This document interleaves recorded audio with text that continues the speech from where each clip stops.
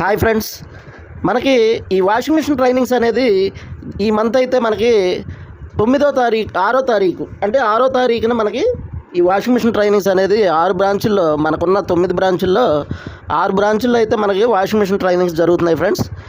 మనకి ఏంటంటే ముఖ్యమైన అప్డేట్ ఏంటంటే ఈ మంత్తో అంటే మనకి ఇప్పుడు జరిగే బ్యాచ్లతో అయితే మనకి వాషింగ్ మిషన్లో ఉన్న సబ్సిడీ అనేది తీసేస్తున్నారు ఫ్రెండ్స్. మనకి 2000 రూపీస్ వాషింగ్ మిషన్లో మనకైతే సబ్సిడీ అనేది వీళ్ళు ఇవ్వడం జరుగుతుంది.